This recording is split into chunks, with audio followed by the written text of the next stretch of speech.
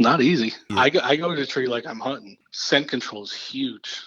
I put my camera in the ozone bag, everything. I make sure deer are not going to smell me. I mean, they're still going to smell you, you know what I mean? But everything you do helps a little bit.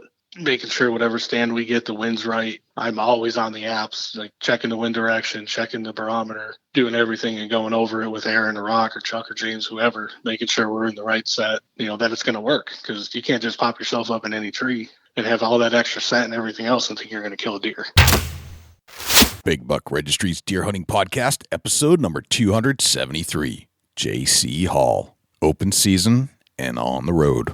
Support for the Big Buck Registry and the Deer Hunt Podcast comes from Rackology. Everything you need in one bag. Now available at Rural King and Orslin Farm and Home storefronts. Or online at www.rackology.org. -33 merino wool layering system. Timeless natural insulation, keeping you warm on the coldest days while staying breathable and wicking away moisture on the wet ones without the old school itch of regular wool.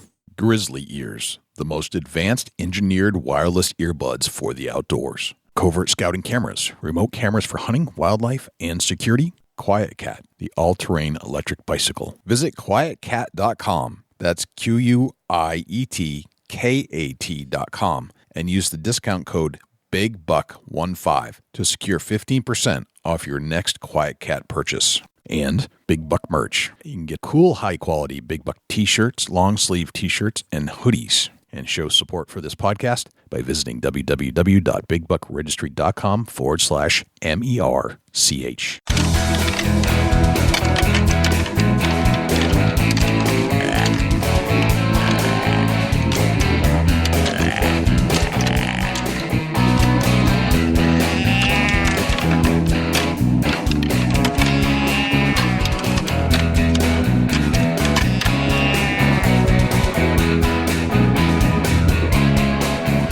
Big Buck Registry is a virtual museum of hunting stories. We preserve a piece of Americana by interviewing and recording hunters about their hunts and experiences from across the country. And who knows, maybe we'll learn a thing or two along the way that'll help us take our hunt to the next level. Hey, this is Bob Dumong from the Buckhorn Boat Dog, listening to the Big Buck Registry's Deer Hunting Podcast. Hello, this is Cuz Strickland with Mossy Oak, and you're about to listen to the podcast that I listen to 16 and a half hours nonstop. The Big Buck Registry is the best out there. Hey, y'all, this is Heather Shepard with To Be Outdoors and the Dixie Deer Classic. You are about to tune in to my favorite podcast, the Big Buck Registry. Hello, ladies and gentlemen and fellow predators. My name is Jay, and thank you for tuning in to the Big Buck Registry's Deer Hunting Podcast. For Dusty Phillips and Jim Keller and the entire staff here at the Big Buck Registry, welcome to this week's show. There are a couple things I'd like you to do for us if you could. If you would, please check us out on iTunes, subscribe, and leave us a review. With your help, we're going to try and push this show up the iTunes charts. I know we have a lot of listeners out there, and I need you to take some action. I need you to leave a review and subscribe to the show. If you do subscribe, that'll give you access and notification each and every week that a new show is released. You can also access this show in its entirety on YouTube, Stitcher, TuneIn Radio, iHeartRadio, Spotify, Google Play, and as an Amazon Alexa skill. Go to Alexa and say, Alexa, enable Big Buck Registry. It's all right there for you to access on demand at your fingertips. Regarding the harness program, we have an ample supply of harnesses to give away from our volunteer donors. If you're in need of a full-body harness, please send an email to j@bigbukregistry.com. J.C. Hall might not be on the trigger most of the time, but he's hunting all of the time. When he does hunt for himself, it's a quality over quantity kind of thing. These days, J.C. is frequently on tour with the likes of country singer Aaron Lewis, and he's running the camera or editing the show for On the Road Outdoors. JC says he's always hunting in a sense because the footage needs capturing and he doesn't want to be the guy that messes up the hunt. JC is an interesting guy with a colorful past. He studied golf at Penn State, was a pit crew member on the NASCAR circuit, is now a producer for Open Season TV and editor for On the Road. We'll get to our entire interview with JC Hall in just one moment, but before we do, let's hear from our friends at Rackology, -33 merino wool products, and Jim Keller with the Deer News. Hey, it's Eric Fitzgerald here with Rackology. Wanted to visit you briefly about one of the most exciting products that we got in the market with Rackology. This is our food plot fertilizer. You can supplement your deer right through your food plot with this product. This is not your normal NPK. This has got so many goodies in this bag. Basically what it does is it makes your soil work for you so you can get by with just using fertilizer like this and not a lot of synthetics. If you want a good food plot and you want deer coming in and healthy plants, look at the food plot fertilizer through Rackology. Check us out at rackology.org. Thanks for tuning in. Let's talk about a hunter's layering system for a sec. We need to be ready for any weather that Mother Nature throws at us. With the layering concepts that Minus 33 has created with their incredible merino wool products, they've got you covered. The Minus 33's merino wool expedition weight garments will keep you warm on the coldest late season days while regulating and wicking away moisture in a way that only merino wool can do. You see, wool will absorb up to 30% of its weight in moisture without leaving you feeling wet or clammy, and wool insulates better than cotton or polyester and protects against hypothermia on those late season hunts. And here's another interesting point. You might not think of wool for early season, but with the Minus 33 wicking technology, I'll take a lightweight Minus 33 base layer any day in warm weather. Merino wool fibers naturally reject any bacteria found in moisture or sweat and gives you double protection against odor as your target buck approaches. Visit www.minus33.com to learn more about Minus 33's layering technology. Use the code BIGBUCK33 to get 10% off your next order. Now here's Jim Keller with the Deer News. Our first story this week. Woman claims Tinder banned her over hunting photos, calls out double standard. This story is from the Fox News website and was reported by Alexandra Diabler. One woman was banned after taking a shot at love. A Vermont woman is claiming she was permanently removed from the popular dating app Tinder because of her hunting photos. The woman, who wishes to only be identified by her first name, Nicole, said she was vacationing in San Francisco and opened up Tinder to show her friend her profile. A couple of hours later, she opened the app. She said she got a notification and a gray screen that read, "Your account has been banned for activity that violates our terms of use." Nicole said she has 2 hunting photos of herself on the app, but that she cropped each picture to be in compliance with the app's regulations. "I cropped it so there were no weapons, no blood. My family, we are not trophy hunters, we hunt for food," Nicole told ABC7. "We respect the animal, we respect the outdoors, we eat every part of the deer that we can and only take shots when we feel it's going to be a good shot and it's going to take the animal as quickly and painlessly as possible." However, someone in the Bay Area found Nicole's photo of her with a harvested deer to be offensive and reported it into the app, as well as tracked down her employer and sent him a message about the hunting pictures. Nicole was shocked, finding none of her profile pictures offensive. She reached out to Tinder to inquire about the ban, but received no response until she posted on Twitter, along with a handful of men who had also posted hunting photos and had not been banned. Nicole's profile was reinstated, and Tinder is looking into the matter. She also reached out to report the original user for harassment after emailing her boss. However, there has been no update as to whether her profile was banned, and Nicole is not sure if she wants to continue using Tinder. A spokesperson for Tinder said in a statement to Fox News, "We are committed to maintaining a positive ecosystem and take any reports of behavior that is contrary to our terms of use or community guidelines very seriously. We have a team dedicated to investigating each report. The account in question has been reported multiple times. The matter has been resolved and they can now use Tinder." New bill would let landowners sell deer permits to out-of-state hunters. This story is from the KSNT.com website and reported by Alec Gartner. Deer hunting is a big moneymaker for many rural areas in Kansas. People travel across the state, even from other states, to participate. A new bill in the legislature would give those people outside of the state a new way to hunt in Kansas. Mickey Holloway runs Heartland Outdoor Trophy Hunts, a business that helps out-of-towners hunt in Kansas. He believes the new bill, which would allow people that own at least 80 acres to sell the deer permit they acquire to an out-of-state hunter, is a good idea.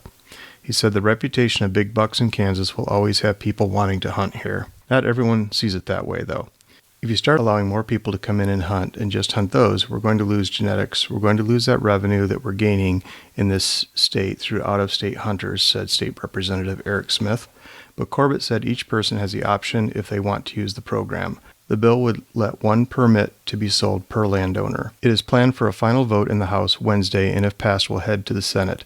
The legislature has failed to pass similar bills in years past, and on Tuesday, the House narrowly moved the bill forward by just 3 votes.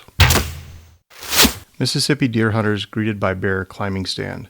This story is from the WAPT ABC Channel 6 website and was reported by Brooke Laser. 2 Mississippi hunters were surprised to lay their eyes upon a black bear while deer hunting in Cleveland, Mississippi. Jordan Coopwood and Andrew Smith of Marigold were sitting in their ladder stand when 2 deer ran off suddenly. Shortly after looking ahead to their nearby food plot, the hunters realized the black dots they were seeing in the far distance were actually bears. One bear did not hesitate to physically climb the hunters' tree stand, smelling their honey buns that the hunters had packed for breakfast. Realizing the bear was getting closer and closer, Coopwood finally yelled, and the bear immediately retreated. Mississippi's bear population has vastly increased in the last few years. Typically, bears are attracted by their search for food, so hunters may pay close attention even when up off the ground. Check out WAPT.com for a brief video of the exciting hunt. Editorial. In the last episode of the Deer News, we included a story about the potential for CWD to infect humans, as well as a story about a doctor who claimed to have found a cure for CWD. A link to the story about a CWD cure was also posted on the Big Buck Registry Facebook page, and it went viral. The article about a possible cure for CWD has garnered so much attention, the National Deer Alliance posted a recommendation to urge caution when considering research claims on their website. We couldn't agree more, but do strive to represent current events related to deer hunting and deer hunting news stories. However, as you know, we also urge caution when it comes to hunting safety, whether it's related to tree stands, bears climbing after your breakfast, or the venison you are about to eat for dinner. That concludes this week's edition of the Big Buck Registry Deer News. Special thanks to Daniel Applebaum and John Geis for leads on the stories this week. For links to the stories featured this week, please check our show notes at www.bigbuckregistry.com. If you have any ideas for future topics or have any questions about any of these topics, please email me at jim@bigbuckregistry.com. For the Big Buck Registry, this is Jim Keller with the Deer News. Thanks to Jim Keller for the Deer News. Without further ado, here is J.C. Hall. J.C. Hall, welcome to the Big Buck Registry's Deer Hunting Podcast. How are you, my friend? Hey, man. Good. Thanks for having me. So we're gearing up to go to these days. I mean, you guys are always on the road. What's coming up next? Actually, we are leaving today for West Texas, about an hour south of San Angelo, to go thermal hog hunting and coyote hunting. That's kind of it's the place we deer hunt and turkey hunt at in Texas. Right. So it's overrun with predators and hogs. So we're just going to do our part in going out there and try to control the population to make the deer herd and turkey herd kind of thrive a little better. You just took the words out of my mouth. You're doing your part to keep the predators under control and the hogs under control. I think that's great. I think that's part of hunting. I think everybody should be doing that. What do you think? Oh, absolutely. I mean, that's as hunters and conservationists, that's something that should be a top priority for everybody. I mean, not enough people do it, and everywhere we go, I mean, not so much with hogs. With hogs in the South, I mean, you see their population is just booming. But coyotes, man, it's everywhere we go, we notice a lot more daytime activity when we're in deer stands. Yep. Of coyotes. I mean, we were in Kansas this year and had a coyote bed down on top of a hay bale 40 yards in front of us in rifle season. Wow. And sunned itself on top of a hay bale. Knowing we were there, we were making noises at it. I mean, we didn't want to. There's a couple big deer in the area, so we didn't kill it. Right. But I mean, it's just whenever you start seeing predators out in daytime, not scared of humans, you know you have a big problem. Yeah. So was it not getting managed that way, and were they not taking care of the predators where you were? No, they do. The whole off season, they trap, they do hunts. It's just, I mean, they're getting smarter, Right. It's like I don't want to use that example. That's pretty bad. But if you say you're hunting coyotes and you call them and 5 of them come running in and you shoot one of them, it's going to be a lot harder to kill those other 4 now. Right. Education. So right. Exactly. So that's part of it. And not enough people are hunting them.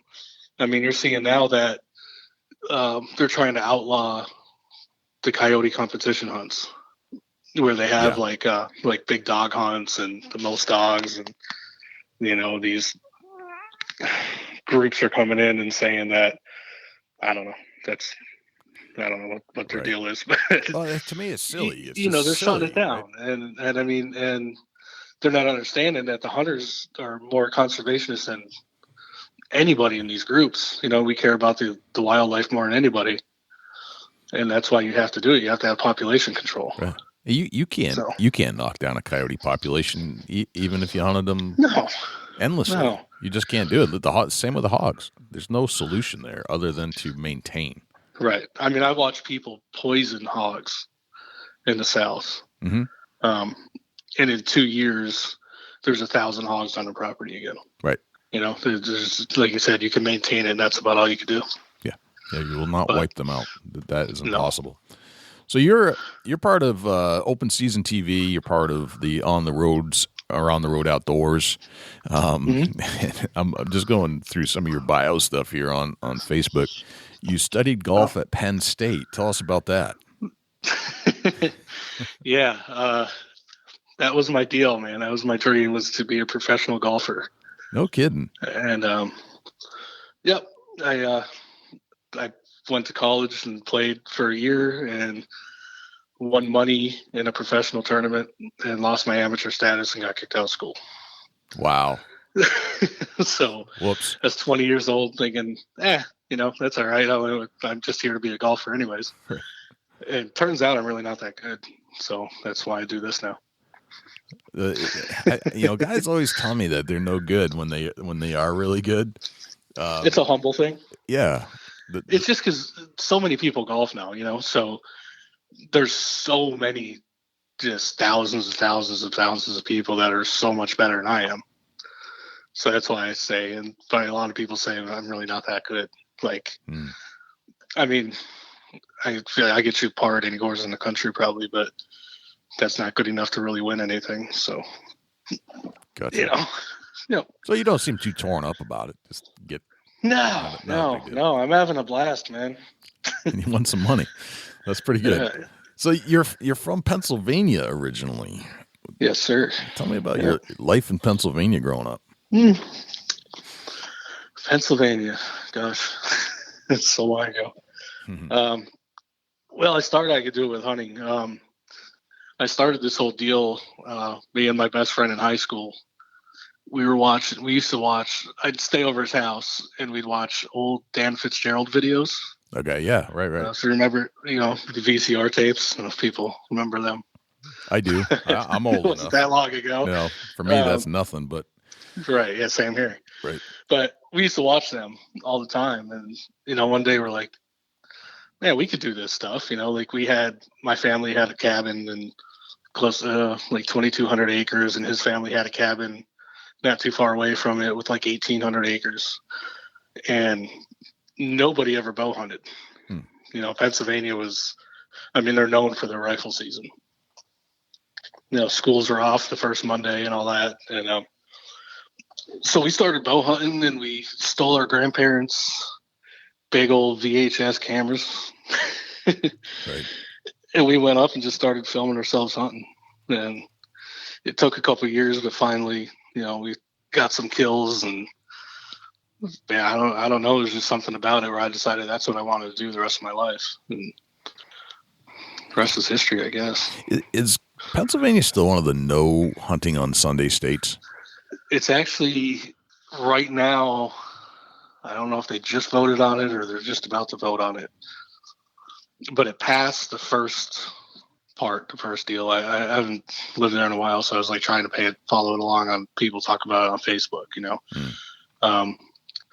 But it really, really looks like that it's going to pass this year, that they're going to allow Sunday hunting. But as of right now, they don't.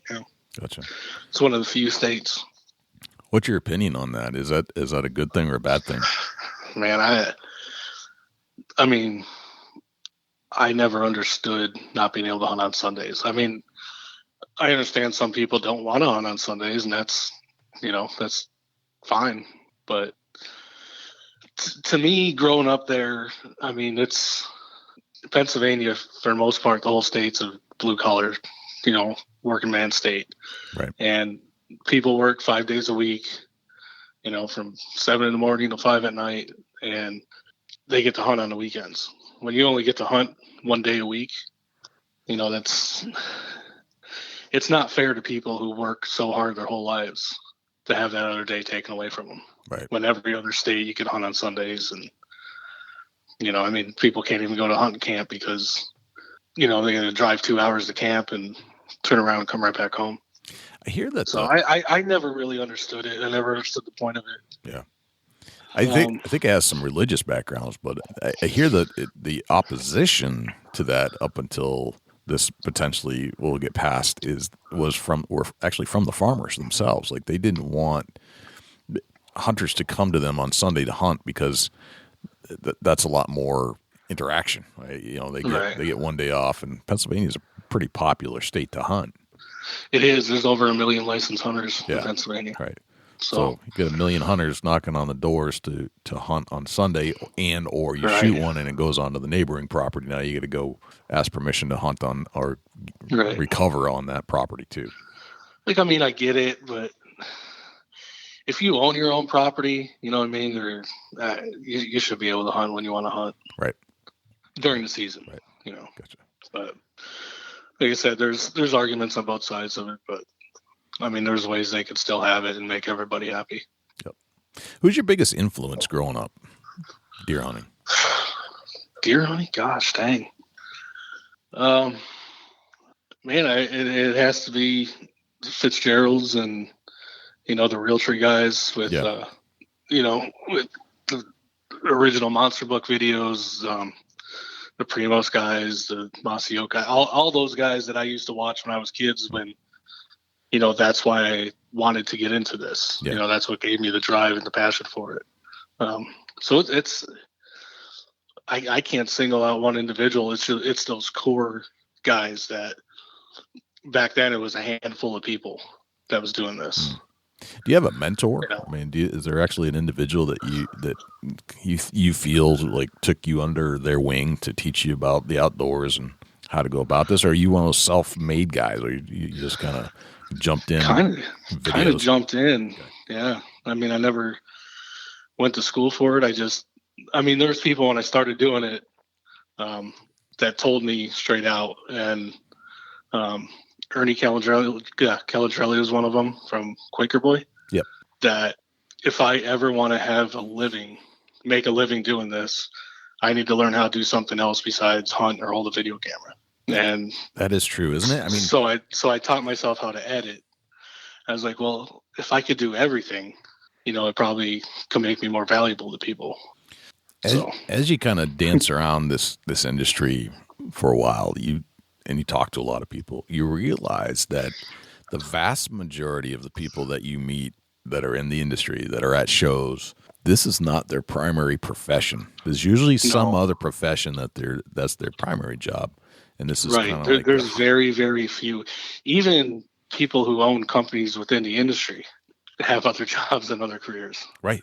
And especially television guys. Like, people think, oh, these guys are so lucky they do this for a living, and this is their only job. Like, and these guys go out and work 50, 60 hours a week in a normal job, and then squeeze this in just because they love doing it. It's not.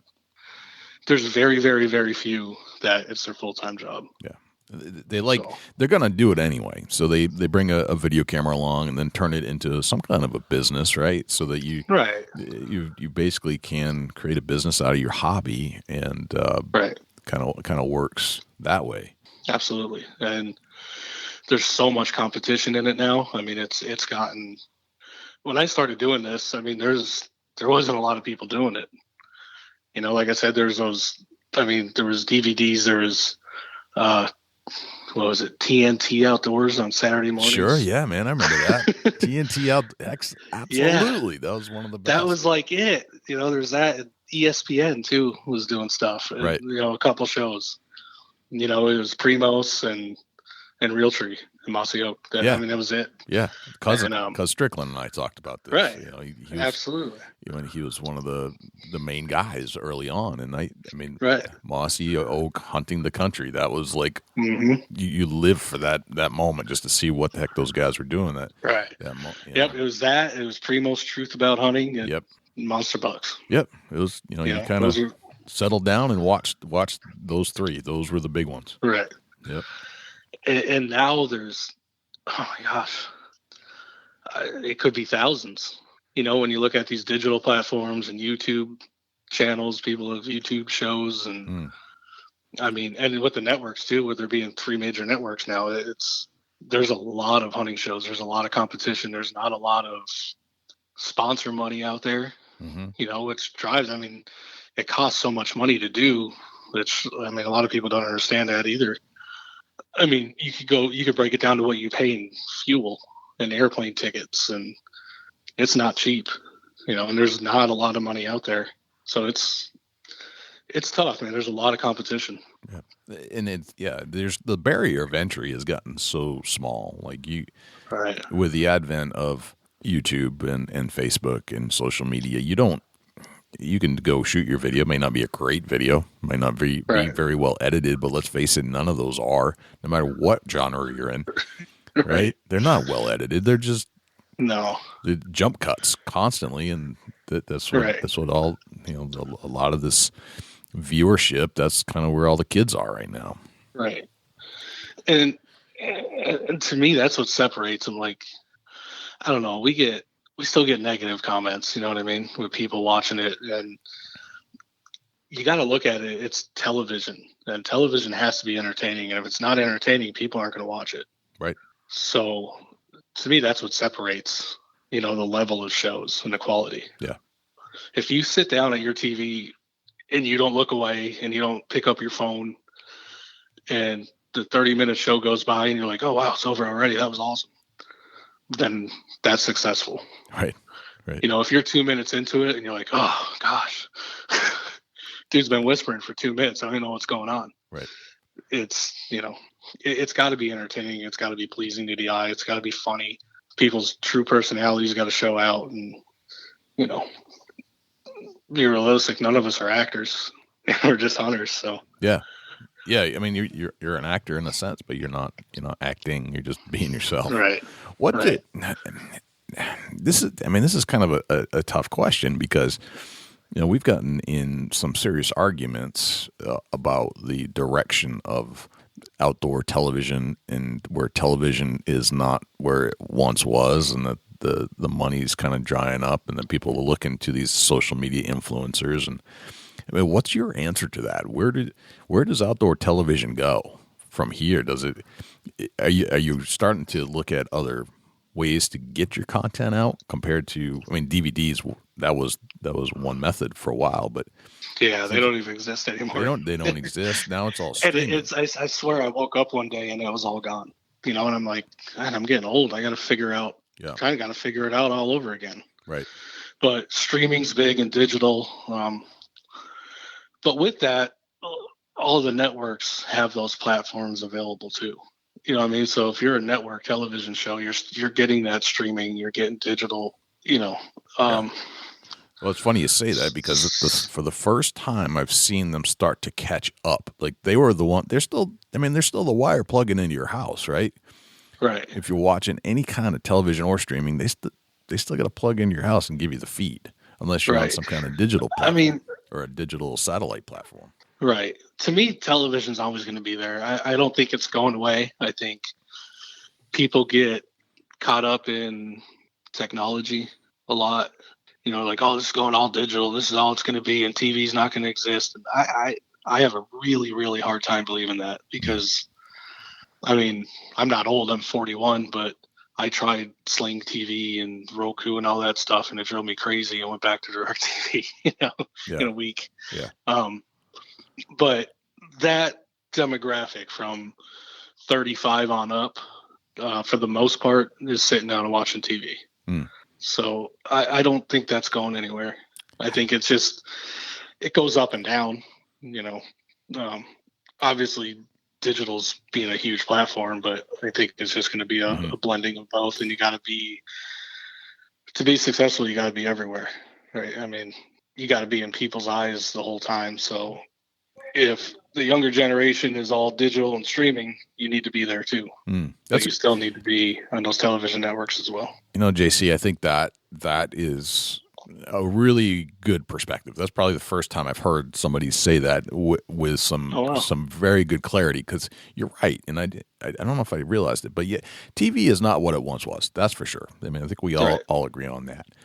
But no, it's not. It's DVR, and I mean, but it still exists, right? It still will exist in some format, and as long as you understand that.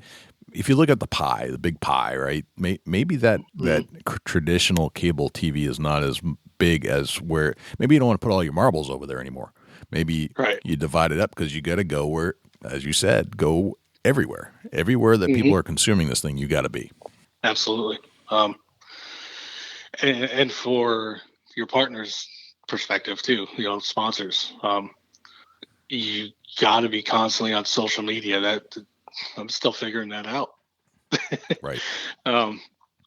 There's a lot of people who do it better than me, better than us, but you got to do it, and you got to be on hitting all those avenues, So the more, the better. Do you think that there's a compliment? Like I watched some pretty famous people on Instagram Live last night, and they were advertising for a show that was airing on traditional television. Like they're using the social media and their personal accounts to tell everybody, go watch my show that's going to be out tonight. But they were having just a conversation. Like they're sitting on their couches. One was laying down on the couch, just having general conversation, bringing in one of the other actors to talk about the show itself. It's it's strange, man, to me. Growing up, when I grew up, you could say this as well. Anybody that was on TV, when you met them or got to go to an appearance, that was a big deal. To me now, like with the social media, just like that, with like what you just said, it brings everybody more personal, I guess is the way to say it. I don't know. It adds an element that we have never seen before. Yeah, right? I'm trying to think of the right way to say it. I'm still trying to figure out the right way to say it too. I don't have an answer for that. I don't know what it is. Right. And because the conversation, and you're watching somebody just have this conversation like you're talking on a telephone. There's no scripting, there's no editing. It's just pure raw, uninterrupted. Say whatever the heck you want. But the purpose is, and it's not just outdoor industry. I mean, it's everything. Actors, musicians. It's universal. Everybody's in the same boat. It's not just this industry. It's everywhere. Right. I mean, social media is free, and everybody has it. Mm-hmm. Right. Everybody has it. My 11-year-old son shoots archery and has his own archery page. Like, he doesn't have it on his phone. We control it, but everybody has it. So you're in a world where how many billions of people, everybody has this outlet. So why not? Right. Yep. It's not what it once was. No, man. It's a lot to get used to. Yep. So I want to talk some deer hunting with you and talk about open season and on the roads. But before we get into that, I got to ask, former pit crew at NASCAR. Yeah. Really? Yeah. So I did that for 10 years. 10 years. No kidding. I'm beat up, man. It's got to be brutal. I mean, it was because I was trying to do work a full-time job in the hunting industry, the outdoor industry, and it was very tough. So at one point I was like, man, I can't support my family doing this. And I had an opportunity to go to North Carolina and got invited to the pit crew training school. It just, woke up one day and I was like, all right, let's do it. Opportunities, you got to take advantage when an opportunity comes your way. And you only live once. Yeah. Now, a lot of people think different about this, but you get one chance at life. So do as much as you can, make it memorable. So I moved to North Carolina, went to this thing and took a chance. And so it's a pit crew training school? Yeah, it's called Pit Crew U. No kidding. So they actually have their own school. They do. It makes sense. There's a lot of danger involved. And that's kind of, now they look, the bigger teams, Hendrick Motorsports and Roush and Gibbs and Richard Childress, what they're doing is they're bringing in athletes. A guy who's played a year in the NFL and didn't really make it, or was on a practice squad. Major League Baseball players who would play a year or two and kind of get weeded out. They're recruiting those guys on the pit crews now. Yeah. You know, so it's becoming more athletic of a thing, but I'm no super athlete or anything, but I could go for 11 seconds. Right. And get a half-hour break in between. But right. It was an experience, man. It was a lot of fun. Well, that's cool. It was definitely a single man sport and job. I was married, had my son, so it was tough. It was tough on my wife, but you know, 10 years was enough, and I came back into this. Gotcha. All right. Yep. So tell me about open season TV. We've heard a lot. We've had James on the show. I'm sorry. I think you talked to Chuck recently too, didn't you? I was just about to say we've had Chuck on the show. Yeah. So James and Chuck have both been on the show. I mean, I'm a big fan of open season TV and the guys. I mean, right. Not only just from an outside looking in, but you know, an insider looking out. You guys are quality individuals. Chuck's a quality individual. James is. I just love talking hunting with both of them. Right, they're extremely passionate about it. Yeah, you know, that's why they do it. Yep. So that it's the contrast is great. Like open season is, man, like, you know, they have a pro staff, and it's a good quality show, and it's hunting, and it's funny that on the road is more entertainment and hunting. They contrast each other, but they hunt together all the time. So, how'd you get hooked up with those guys? Anything you want to know, I'll spill all the beans on them. Let's start with how'd you get connected to them? I mean, that's they find you, or did you find them? Yeah, just being around the industry for so long. It's a very, very small industry, you know, once you get in it. And I can't even tell you where I met Chuck and James for the first time. They had another editor, producer, and I don't know really what happened there, but Chuck had called me and asked me if I'd be interested in doing their show. And I mean, I was all about it because they've been around forever, you know, so. Right. And like you said, they're good quality people. Very much so. Right. And that's pretty much it, man. They called me. Oh, that's I don't know. They're probably regretting it now. They reconsidering their choice there at this point. I'm sure they are. But I'm not going anywhere, so right. I hope.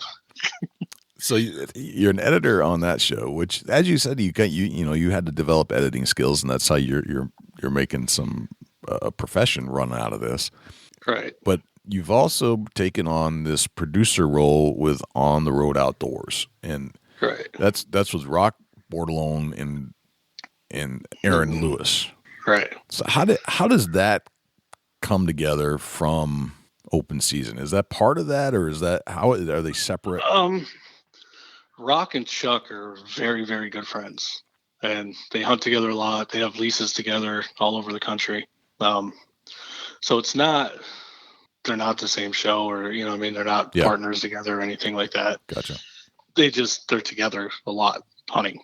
So, I was actually living I moved to Montana. After NASCAR, I managed an outfitting business in Kentucky for 3 years. Then I moved to Montana because I thought that'd be a cool place to live. Right. And was it? It was a very cool place to live. And it was very, very, very, very cold. So I wasn't built for it. Yeah, that's a cold area. There's no doubt. But that was another time, you know. I was like, man, I just can't do this no more. We're gonna go somewhere and just live a normal life. And went to Montana, and I was a substitute teacher and the head high school basketball coach and the assistant football coach for high school. And the NASCAR thing, you know. So right. Out of the blue one day, I got a phone call wanting to know if I could fly to Ohio the next morning and film Aaron on a deer hunt. He was on this big deer, and they had him on camera coming in, and they needed filmed, and they couldn't find anybody. So, I mean, they could find people, but, you know, it was somebody they knew and kind of trusted. Yeah, I mean, and I knew the guys, you know, so I was like, you know what? I don't have anything going on. I'll do it, you know, as a favor. Yep. And 3 days after I got back, they called me and offered me a full-time job. Very cool. With On the Road. So that's kind of how that started. And then Chuck and Rock kind of talked to me, and that's how I started doing open season. They're like, oh, well, you know, you're doing our show. You might as well do Chuck's show too. Gotcha. All right. So you love so it's kind of thrown into it. I'm like, oh. 2 birds with 1 stone. I'm just one person. Y'all know that, right? Right. So you got. But I'm not afraid to work. So. But you got your full-time job too, working in the outdoor industry. So, what are you doing? Are you the camera guy, editor, producer? What roles are you playing in all that? All of that. All of that. Okay. Yeah, and with On the Road, we have another editor. Okay. Al Lambert, who is Rock's cousin. Okay. And he's doing an awesome job and taking a ton of stress off of me. But yeah, still maintaining relationships with our partners and sponsors and logistics. It's a good one. Logistics and analyst, I guess we'd call it. Okay. All right. So part travel agent, and so there's more to this producer side than just sitting down editing a video show. It sounds like you're doing a lot more than that. Yes. Yeah. Way more than that. I mean, maintaining good relationships with your sponsors is absolutely key to everything. And if both sides aren't equally getting what they need and what they want, it's never going to work. So that's a big part of it.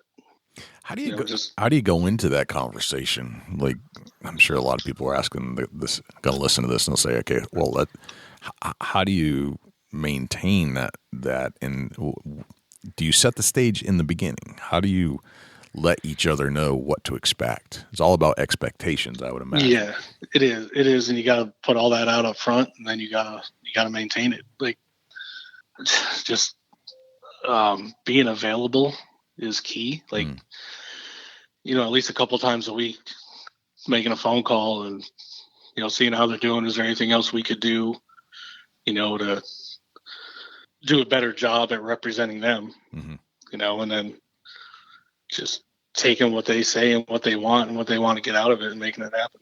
Gotcha. You know, it drives the industry. You know what I mean? Those companies are the backbone of the outdoor industry. Right, so right. We need to maintain the best relationship we can at all times with all of them. Even, I mean, we'll go to shows and gosh, I mean, competitive, think how to say this now too. Like other companies that we're not partnered with. Yeah. You know, I mean, like we try to have a good relationship with absolutely everybody, you know, not just our partners, because I said earlier, it's a small industry, you know what I mean? So. Yeah. I mean, you never know what tomorrow brings, right? No, you don't. So if you didn't maintain a good relationship with others, right, one day, and that's just life. That's not even in right. the industry. I mean, you want to have a good relationship with everybody you come in contact with. Right. You know what I mean? And you got to take that through this industry and through life and everything else. You don't want to leave the bad taste in anybody's mouth. Yeah. Everybody in life makes mistakes. You know what I mean? It's how you come back from them, and just genuinely be a good person. You know, and you'll be successful. That's a good way to state it. That's a life lesson. That's not just this industry or anything else. All right. Let's take a little break. And when we come back, we'll continue our conversation with J.C. Hall from Open Season TV and On the Road. Rackology Deer Supplement and Attractant, developed through years of intense scientific research, comes a product that puts it all in one bag. Superior attractant, scientifically formulated vitamins and minerals, and all at a much better price. To get yours today, please check out rackology.org for a list of dealers. Rackology, how can you afford not to use it? Everything deer need, all in one bag. And now back to our conversation with J.C. Hall from Open Season and On the Road. So you've, I'm trying to figure out when you hunt. I mean, when do you get to hunt? If you're doing all this producing and videography and editing, when do you get to go out? I don't get too much anymore. Okay. Uh-huh. I used to be pretty good at it. It's why I got into it. You know what I mean? I mean, you get into this because you love to hunt, you love the outdoors. And I mean, when I grew up in Pennsylvania, you couldn't hunt till you were 12. And I remember when I was like 5 and 6 years old, just going to deer camp with my dad and my grandfather and just sitting in the stand with them, you know, and I mean, that was life. And you looked forward to the day you turned 12 years old that you could finally hunt, you know, and that's how I grew up. And I mean, it's been a part of my life since, I guess, the day I was born. Right. I mean, that has always been a huge part of me. Yeah. So, I mean, like I said, that's how I knew this is what I wanted to do the rest of my life. I can't believe it actually worked. Right. Man, I used to hunt all the time, but it's when we take a break, like during deer season, if we have, I mean, Rock and Aaron are very busy, you know, with their normal lives and normal jobs, and you know, they can't hunt 200 days a year. So whenever those little breaks are, I mean, I get out as much as I possibly can. Last turkey season, I know it's a big buck registry, but I turkey hunted 68 days in a row with Aaron, and I was living on his tour bus and going from show to show and finding places to hunt in the morning. And then he had to go home for 3 days, and I was in, I don't remember, Kentucky, I think. So instead of driving all the way back to Louisiana, then driving to Ohio, because that was the next place we were going to hunt 3 days, that wouldn't have really made sense to do that. Right. So I just drove to Ohio and called one of my buddies up, and I got to hunt for 2 days, and I killed 2 birds. Nice. And it was like, dude, the world was ending. I was so freaking excited because I finally got to hunt for myself and made it happen. So when I do get to hunt now, I don't take it for granted. Was Aaron on tour at that point? Yeah, he's always on tour. So if he's on tour, man, that's tough. I mean, he's a musician, right? So you're probably playing late gigs. Turkey season. He plays over 200 shows a year. Okay, 200 shows a year. Most shows do not start at 1 o'clock in the afternoon, right? No, he plays every Thursday, Friday, Saturday. Okay, and a lot of times on Sunday. Okay, so Thursday, Friday, Saturday, Sunday, and then if you're going to go turkey hunting, which usually starts at 3 a.m. Right. So you're pretty much just going right from the show to wherever you're going to hunt. I mean, there's not much time in between. That's right. So how we were doing it, we looked at his schedule, and so like he had a show at the Grand Ole Opry, and there was the Kenny Rogers tribute show in Nashville, and then the next show was in Kentucky the next day. So right after that show, we drove to Kentucky. We were on his bus, so there's a bus driver, so we'd sleep, and when we got to where we were going, he would wake us up, and we'd throw camo on and walk off the bus and go hunting. It's quite a hunting rig. That is quite every day. A hunting every rig. Day, man. Yeah. Let's take the bus to the hunting spot. That's what we do. We roll right up to the farm. That is hilarious. And it was fun. I mean, a lot of people made that happen. You know, I mean, I was putting it out there on Facebook, like, hey, is there anybody in like around Pikeville, Kentucky, you know, which is who the heck lives there, you know? And, you know, a good friend of mine lived 40 minutes from there. He was like, hey, I'm around there. Why? What's up? You know what I mean? And then I tell him to call me, and we were doing that every single show. We were somehow finding people to let us hunt. And it was tough because you only get to hunt one morning. Right. You know, by the time you figure them out, you got to go to the show.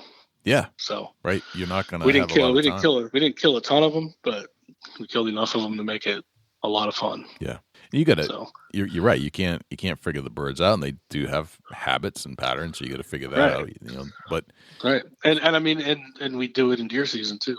No kidding. Wow. But I just didn't get to hunt this deer season, so I left it out of there.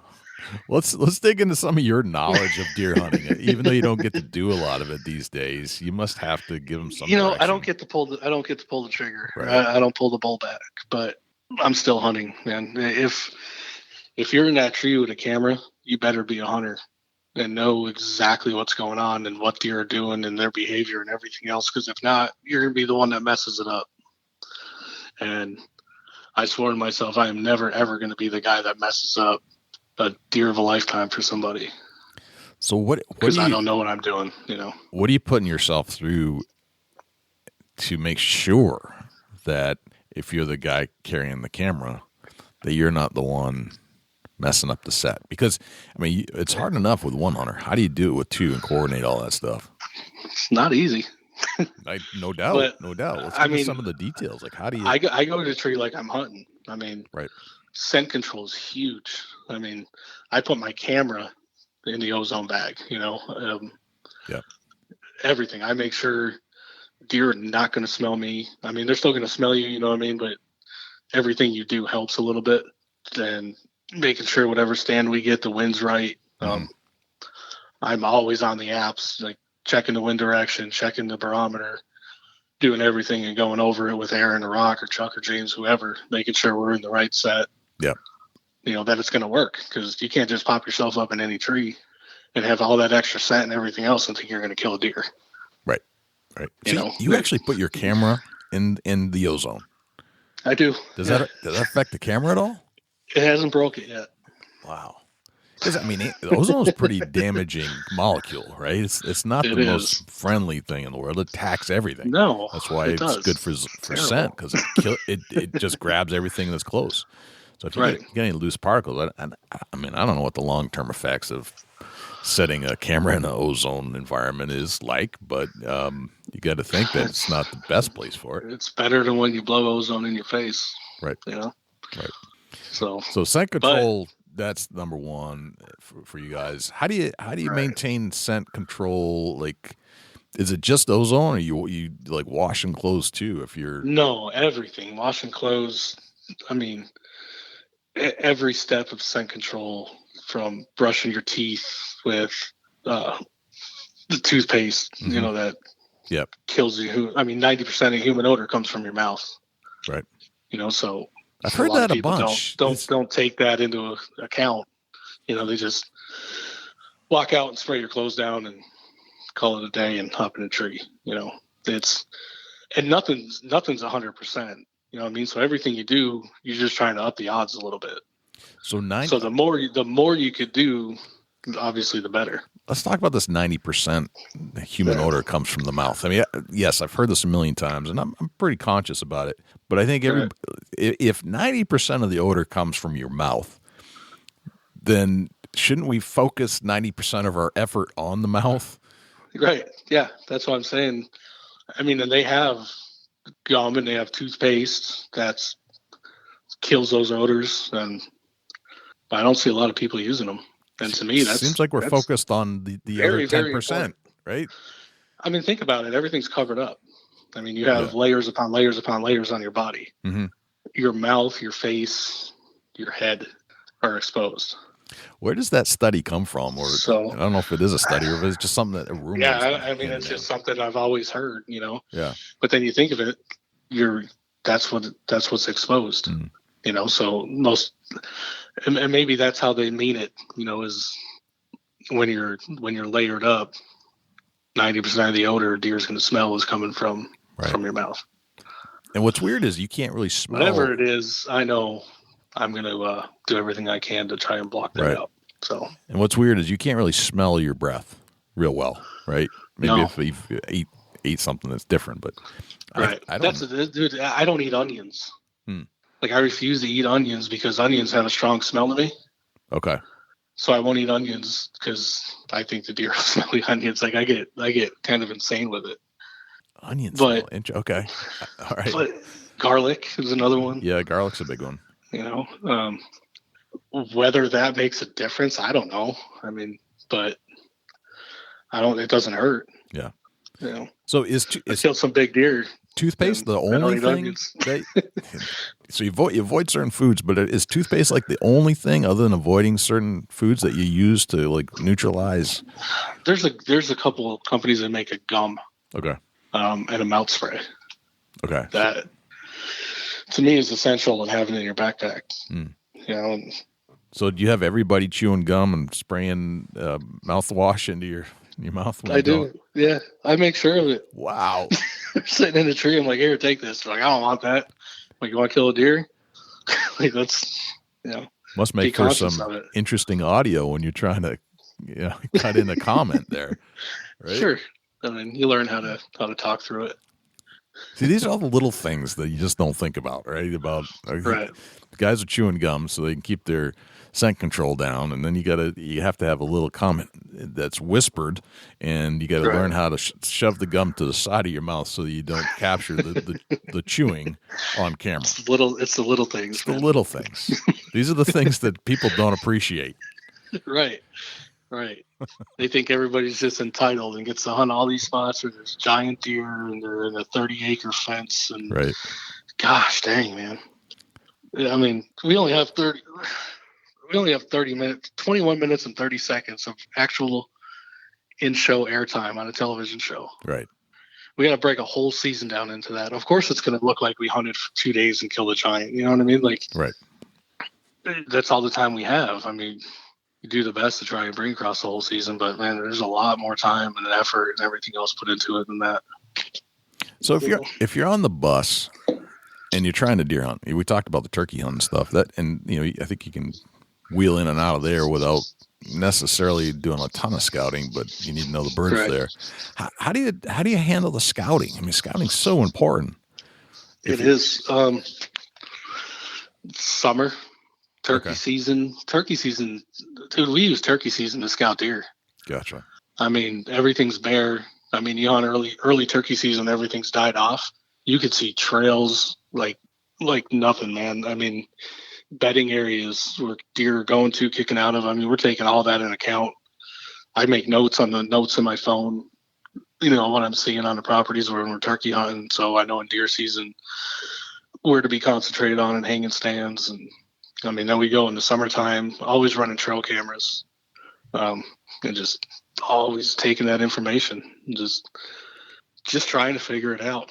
So you're because you're not there all the time, and because you're not spending an entire year scouting these areas, you're taking the information you can gather when you're there during turkey season or some of the summer stuff.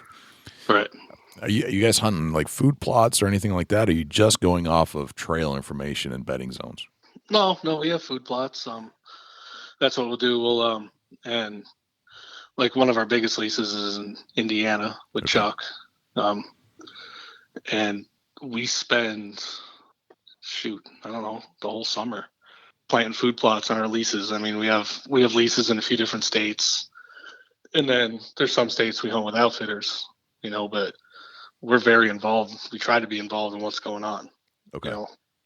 I mean, I guess that's part of my job too, is to always have that information. Okay.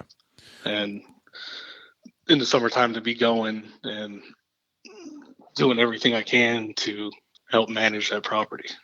So how do you go about a lease?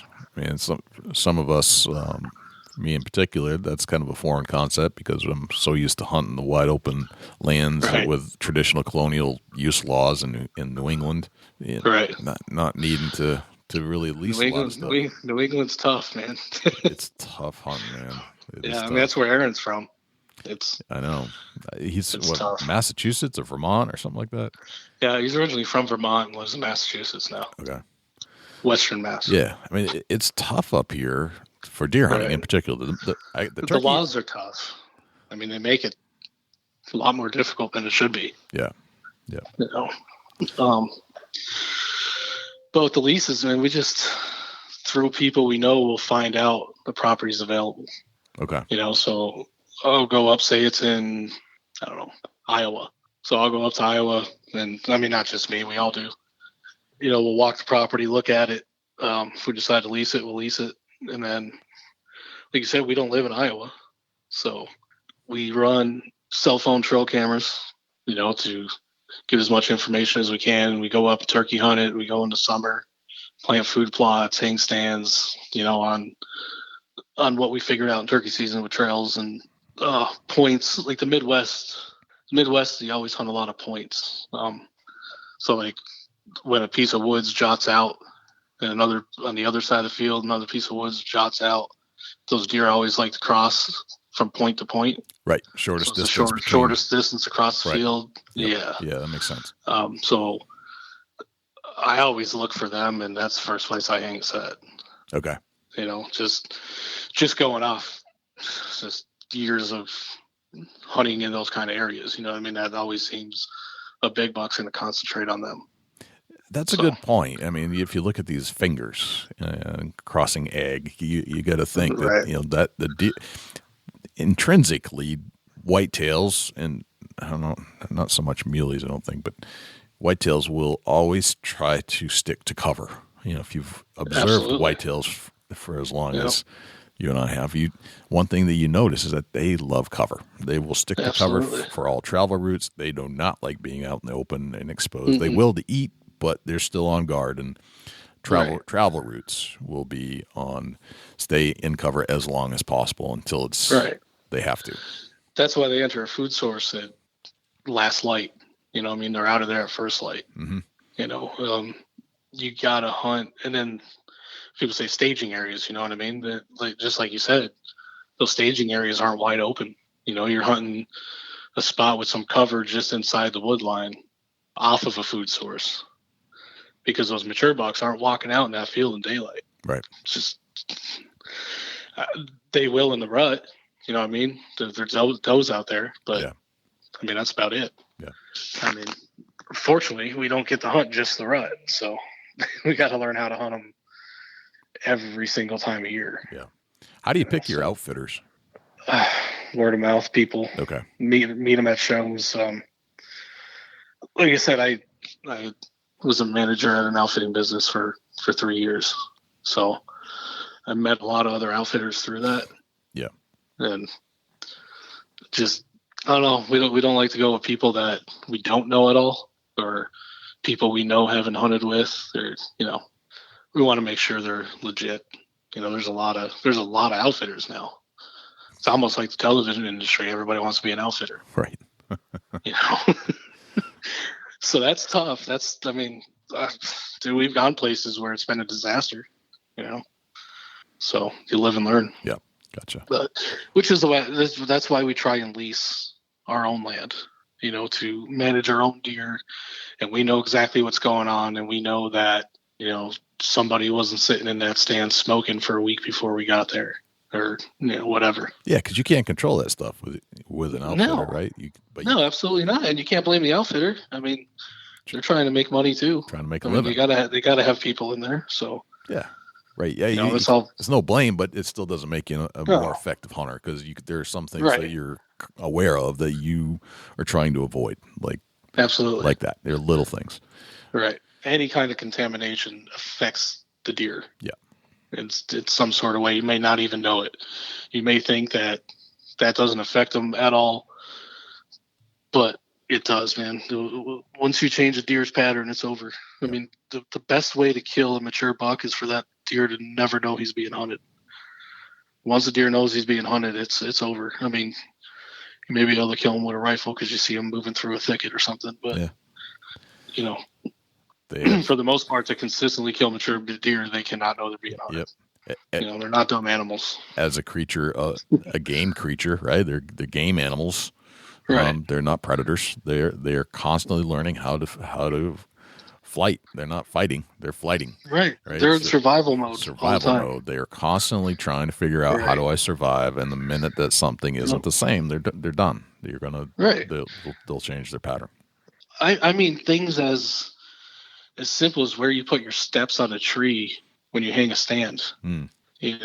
Never face your steps towards the trails, the major trail. And not just a mature buck either, but the doe. Very rarely does a mature buck use the same trail as a group of does. Right. So you don't want to mess them up either, because they start to get flighty. Then the bucks say, oh, something's wrong over there. They're not going over there. They work together, right, to survive. Right, absolutely. They're a team. Right. So like you said, I mean, you got to hunt and cover in thick areas where they absolutely have no idea you're there. Right. So. Gotcha. But in the same sense, I'm just rambling now, but one of the most effective ways to kill a mature buck is, my favorite time is the October lull. Everybody calls it the October lull. Yeah, right. It's not really a lull. They're just not moving as much because they're kind of prepping up their bodies for the rut. So go into where the bedding area is, and you bump them out of the bedding area and you hang a stand, and within 24 hours he's coming back. Right. That's worked a lot. So they still know being hunted. To that deer, that worked for them. You know what I mean? Right. They were able to effectively get out of the situation. Somebody came in there, they're out. So to that deer, for that moment, that spot works for them. Next time they come back in there, the bed, you're there and it's over. Right. So. Right. See, and these are the types of things you picked up over the years and you figured it out. Right. Yeah. Spend a lot of time in the woods, just because I don't get to hunt as much anymore. I'm always in the woods. Mm-hmm. I study every deer that walks by. I don't care if it's a fawn. I mean, I try to watch their eyes. I mean, I'll pick up binoculars and just watch their eyes and see what they're looking at and what direction they're looking. And I mean, just every little small detail I can. And it's going to help. Details are important when you're trying to observe and study deer behavior in your right. area, right? Every little thing can be an indication of where that next set should be and when. Right. Yeah. Absolutely. If you want to consistently kill deer, harvest deer, however you want to say it, but they're the things you need to do. Right. Now, I mean, you could get lucky and walk in a place and, take the biggest deer of your life. But to do it consistently, you need to really understand the animals, right, and their habitat, where they want to be, when they want to be there, and why. And once you figure that out, you're going to be a lot more successful. Yeah, where they want to be, when they want to be there, and why. I mean, that's it. I mean, you got to figure those things out. Right. And if you're just guessing, chances are slim. It's not going to work. And to me, getting to hunt with the people I've been able to sit in the tree with, like Chuck and James are phenomenal hunters. Yes, they are. And listen to things they say, and they'll listen to things I say, and we kind of put it together. And and the same with Rock and Aaron and Steve is part of On the Road too. But I mean, just bouncing knowledge off of each other and never trying to think you know more than somebody else. Right. You know what I mean? Or that you figured it out. Right. Exactly. Once you think you have it figured out, they do something completely different, and then you're back to square one again. Right. So play your odds, but don't ever think you got it all. Right. Absolutely. Yeah. Let's get into a memorable deer hunt if we could. I know you've been on a bunch with a bunch of different people in all parts of the country. Can you think of one? Can you zone in on one that kind of sticks out? Maybe it's a recent one, or maybe it's your earliest one. I don't know. Gosh dang, man, that's hard. I mean, it doesn't have to be a favorite, but something that kind of you might find unique. There's so many with other people, you know what I mean?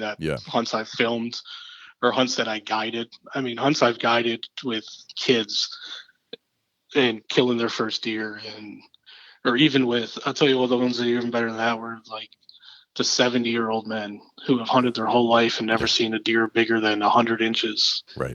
And get them on and they kill a 175-inch whitetail. Right. I mean, that's special, but I guess like for me, for deer I killed a 208 in Ohio. Okay. What year? What year are we going back to? God, I'm so horrible at years. What is it now? 2019. Gosh dang. It was like 18 years ago or something. Okay. All right. So go maybe 01-ish, maybe. God. Thanks for that. I hunted. This was by myself, no camera. I went and hunted Wayne National Forest. Okay. down in Adams County, Ohio. Yep. And no idea what I was doing. Like, there wasn't cell phones. I couldn't pull up Google Maps and turn it to 3D and see the terrain or anything else. I pulled my truck on the side of the road and just threw a climber on my back and grabbed my bow and walked. And I mean, I knew everybody always used to talk about Wayne National Forest. There's giants there, and it was a great place to hunt. It's state land, or whatever.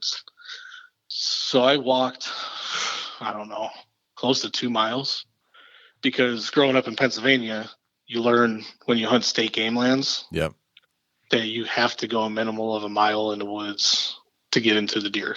Okay. That because makes sense. For the most part, people go in, they only go 100 yards, 200 yards off the road. Yeah. And that was a study done by Pennsylvania State Game Commission, that because people are saying there's no deer on state game lands, and they did a study and found the deer were just pushed further back in the woods. Obviously, it makes sense. Makes a lot of sense. Yeah. But so people just don't get far enough in the woods. So I took that knowledge and just walked, man, and just kept walking. Started seeing, the further you walk in, I started seeing more deer sign. And then I got to where I started seeing some rubs, started seeing some scrapes, and found 3 white oak trees that were dropping acorns. I was like, oh, this makes sense. This is where I would be if I was a deer. There's white acorns. That's always been known to be one of the top food sources for whitetail deer. Yeah. So I climbed up in a tree, and an hour later, 208-inch deer walked underneath me, and I smoked them. Wow. It was like, it's a quick story, but important. That one is huge, man, because I took just things I've learned, things I've heard people talk about. I'd never been there before. I had no idea what I was doing, where I was going. Mm-hmm. I just knew I wanted to get as far off the road as I could, because it's public land, and knew I wanted to find food as close to a bedding area as I can. So when I started seeing the rubs and scrapes come more significant, where you could look around and see, okay, there's a rub there, there's a scrape there, and a scrape there. You're close to a bedding area. Right. Because, a lot of times a mature buck they make those signs close to their bedding area for, establishing their home. Yeah. And as soon as I saw that and saw the white oaks that were dropping, I knew I wanted to get up in the tree. And dude, it may not even have been an hour. That deer walked out and I shot him at 20 yards. You pieced together a bunch of different knowledge that you've acquired over the years, and you made it happen in a short amount of time. And that's a lot of times that's all it takes. But you keyed in on pressure, you keyed in on bedding areas, and you keyed in on food. What else is there? And it was like, I got into, where those scrapes and rubs were, I seen it started getting thicker behind them. I made sure the wind was in my face to where I thought the deer would be bedding. Yep. It's just little things like that. Yep. And it all came together. And that's a great illustrated story. It was awesome. Right? Man, deer's a tank, 2 drop tines, kickers everywhere. It was unbelievable. Right. So, what a good way to illustrate the quintessential elements of being a successful deer hunter. It's all right there in that one package.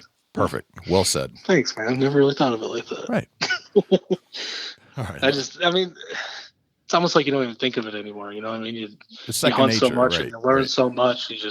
You go in and you know exactly what you're looking for. Mm-hmm. You're not going to be straight off of that. And that's what you got to do to, and I say big deer and mature deer. There's so much of an argument anymore about, people only shooting 170-inch deer or bigger. And that's not reality. You know what I mean? It's every big deer I shot. If a more mature deer would have walked out before, I would have took that deer. Yeah. It's just happened to be. It's to what the hunt means to you. Mm-hmm. You know what I mean? To the size of the animal doesn't matter. Yeah. People get too wrapped up in that. I don't care. A kid shoots a spike, that means just as much as a guy killing a 180 or 200. Oh, heck yeah. If not more.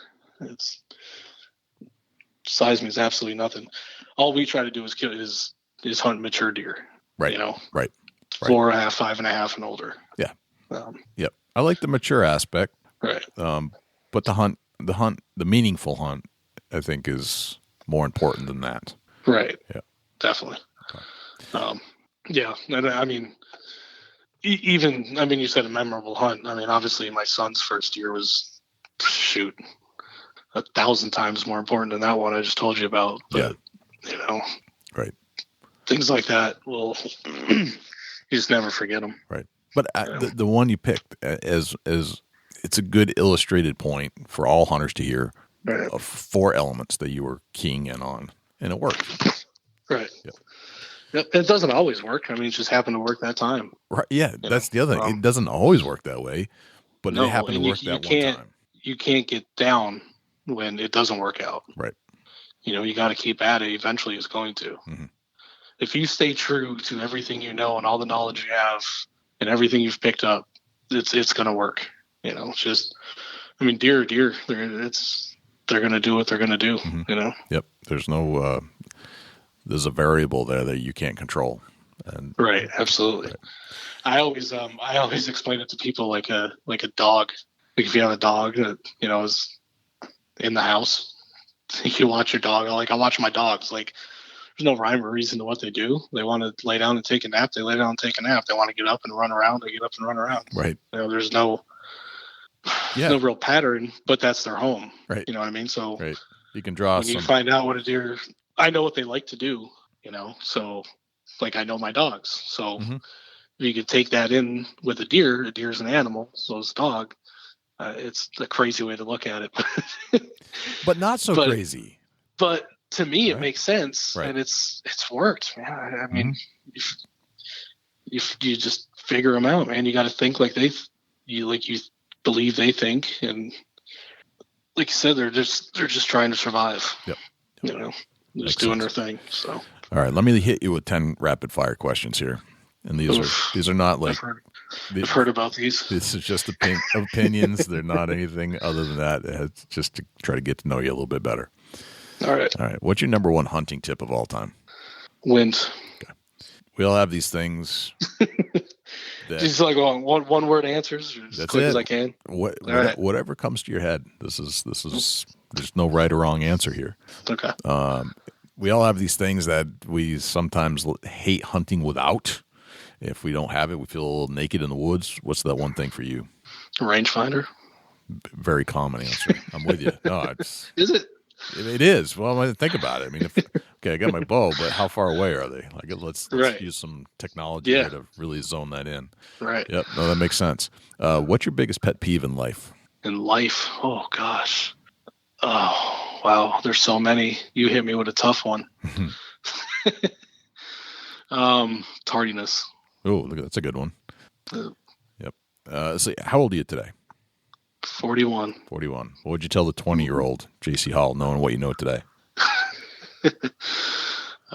Don't take anything for granted. Very good. You're at a hunting convention somewhere in the world, and a stranger comes up to you.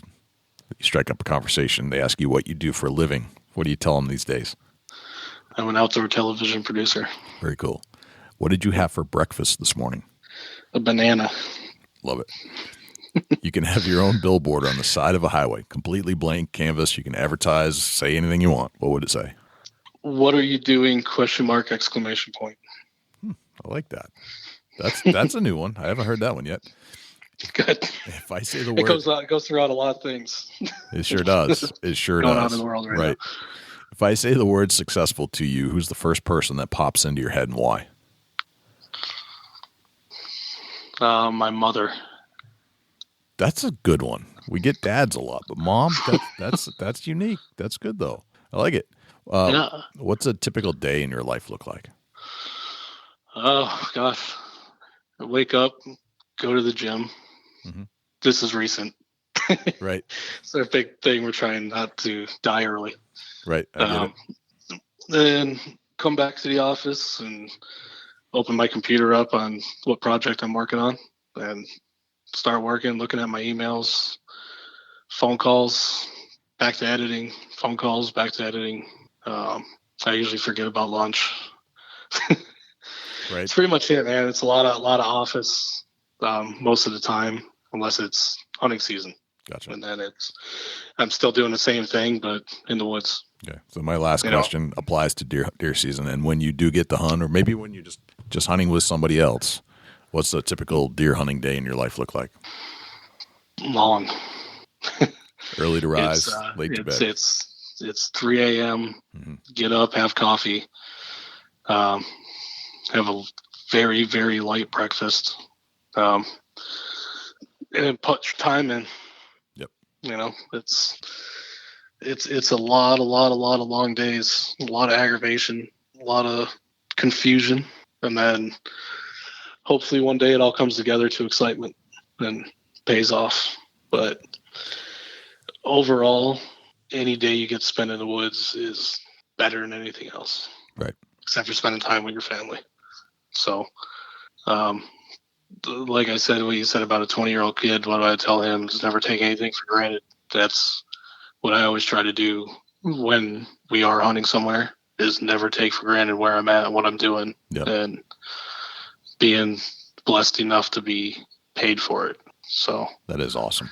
Just try and stay humble and never forget where I came from and how hard I worked to get there. Very cool, man. That's and hopefully kill a deer. There you go.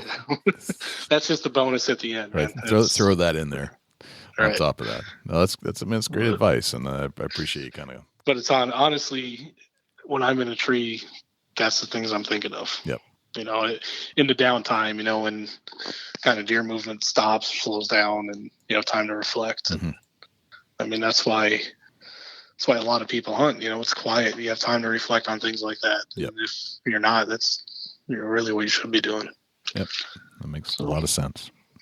JC, I got to say, man, this has been an awesome hour, and just kind of going into all the things that make you tick. It's been very educational, and I appreciate you kind of thinking about those things that kind of second nature to you, but realizing that, hey, you know what, I kind of figured something out, and hopefully that information and that data, that advice will carry on to somebody else listening to the show and help them be better deer hunters and people and individuals down the road. That's all we could ask for. That's it, man.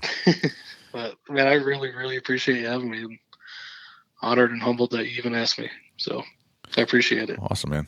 Where can we find more about you if we had more questions, if we created more questions than answers as we went through this?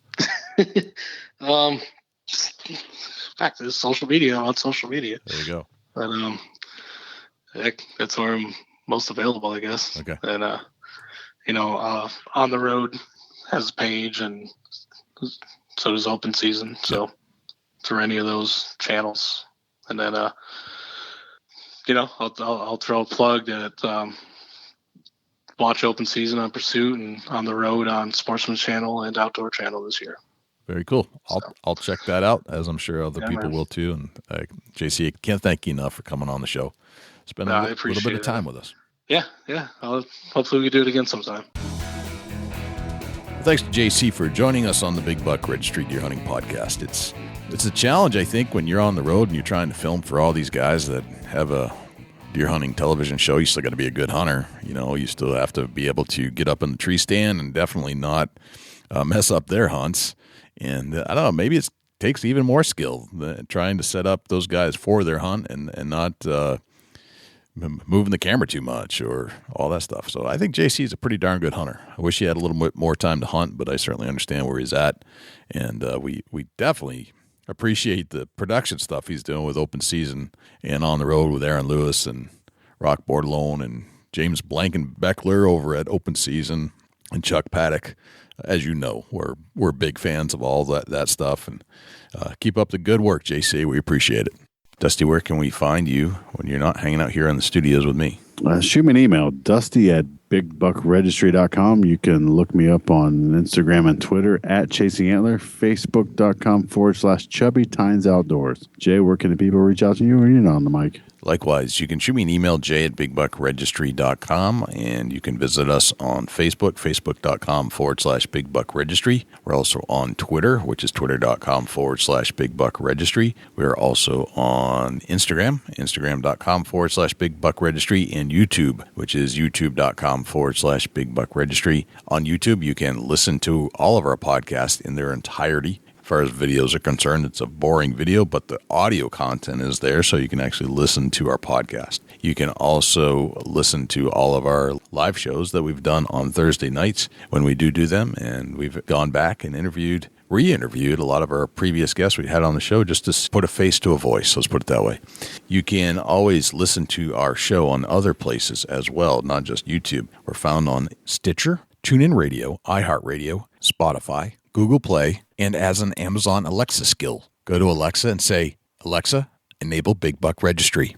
And if you would like to submit a buck to our page for consideration and be featured on our page in front of 250,000 diehard deer hunting fans, all you have to do is go to bigbukregistry.com/mybuck, and all of the instructions will be right there. I think that's pretty much everywhere we're at. I think that's a wrap, Dusty. That's a whole lot of big buck, Jay. Sure is. I'm Jay Scott. I'm Dusty Phillips. And this is the Big Buck Registry's Deer Hunting Podcast. We'll see you next week.